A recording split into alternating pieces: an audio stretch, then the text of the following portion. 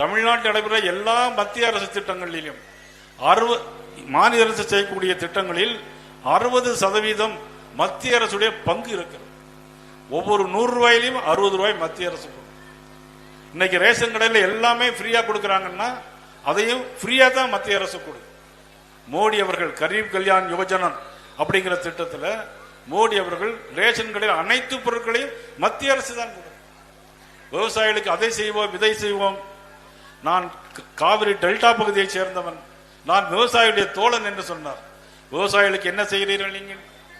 இன்னைக்கு யூரியா 1500 ரூபாய்க்குள்ள யூரியாவை மத்திய அரசு 300 ரூபாய்க்கு கொடுக்கிறது. 300 ரூபாய்க்கு இன்னைக்கு யூரியா மூடை கொடுக்கிறது மத்திய அரசு. அதே மாதிரி விவசாயிகளுக்கு ஆண்டு ஒன்றிற்கு 6000 ரூபாய் கொடுக்கப்படுகிறது. யார் கொடுக்கிறார்கள்? பாரத பிரதமர் நரேந்திர மோடி அவர்கள் கொடுக்கிறார். இந்த மாவட்டத்தில் மட்டும் 80,000 பேர் வாங்குகிறார். 80,000 பேர் இந்த மாவட்டத்தில் மட்டும் 80,000 பேர் ஆண்டு ஒன்றிற்கு 6000 ரூபாய் வாங்குகிறார்கள்.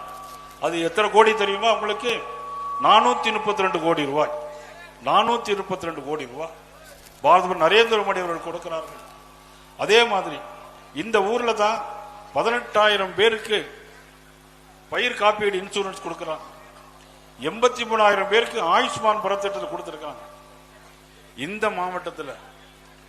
மாவட்டத்தில் எல்லாம் சேர்த்து 30,000 வீடு இலவச வீடு கொடுத்திருக்காங்க. யார் கொடுத்திருக்காங்க? நமது பாரத பிரதமர் நரேந்திர மோடி அவர்கள் கொடுத்திருக்கிறார். இவர்கள் 5 ஆண்டு காலத்தில் எதையாவது ஒரு புதிதாக ஒரு திட்டம் கூட கொண்டு வரவில்லை. அண்ணன் இபிஎஸ் அவர்கள் முதலமைச்சராக இருக்கின்ற பொழுது 11 மருத்துவக் கல்லூரிகள் கொண்டு வந்தார்கள். 11 மருத்துவக் கல்லூரி கொடுத்தது பாரத பிரதமர் நரேந்திர மோடி அவர். வாங்கி தந்தது அண்ணன் இபிஎஸ் அவர். அதனால்தான் இந்த ஆட்சி அகற்றப்பட வேண்டும். பாலியல் வன்கொடுமை மக்களிலிருந்து பாதுகாக்க வேண்டும். கஞ்சா போதைப் பொருட்களிலிருந்து தமிழகத்தை மீட்க வேண்டும். அதில் தமிழனின் மக்களை காப்போம், தமிழகத்தை மீட்போம் அண்ணன் இபிஎஸ் அவருடைய கொள்கை. ஆனால் இன்றைக்கு நம்முடைய இது தமிழகம் தலைநிமிர தமிழனின் பயணம். 42வது மாவட்டம் இன்னைக்கு தேசிய ஜனநாயக கூட்டணி உருவாகி ஓராண்டு காலம் ஆக போகிறது. இதை உருவாக்கிய தலைவர்கள் பாரத பிரதமர் நரேந்திர மோடி அவர்களும் அண்ணன் இபிஎஸ் அவர்களும் இன்றை உருவாக்கி இருக்கிறார்கள். தமிழகத்தில் நல்லாட்சி நடைபெற வேண்டும் என்பதற்காக புரட்சித் தலைவர் எம்ஜிஆர் தந்த சின்னம் இரட்டை இலை, பாரத நரேந்திர மோடி அவருடைய சின்னம் தாமரை. இன்னும் கூட்டணியில் இருக்கிற தமிழ் மாநில காங்கிரஸ், புதிய நீதி கட்சி மற்றும் அனைத்து தோழமை கட்சிகளும் இன்னும் நிறைய தோழமை கட்சிகள் வந்து சேர இருக்கிறது.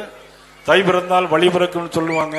பொங்கல் முடிந்த பிறகு தேசிய ஜனநாயக கூட்டணி அது ஒரு பெரிய அளவில் வலுவான கூட்டணியாக உருவெடுத்து தமிழக மக்களை காட்பதற்காக இன்னைக்கு உருவாகி கொண்டிருக்கிறது. இன்று டிசம்பர் 24ஆம் நாள் புரட்சித் தலைவர் எம்ஜிஆர் அவர்கள் இந்த மண்ணை விட்டு மறைந்த நாள். இந்த 24 நாளைக்கு மதிப்புக்குரிய அடல் பிகாரி வாஜ்பாய் அவருடைய பிறந்த நாள் 25. ஆக ஒரு தலைவருடைய நினைவு நாள், ஒரு தலைவருடைய பிறந்த நாள்.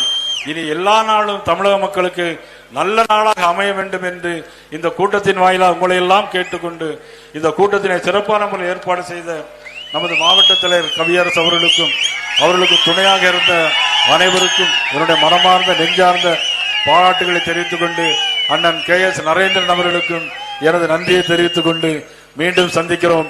நன்றி.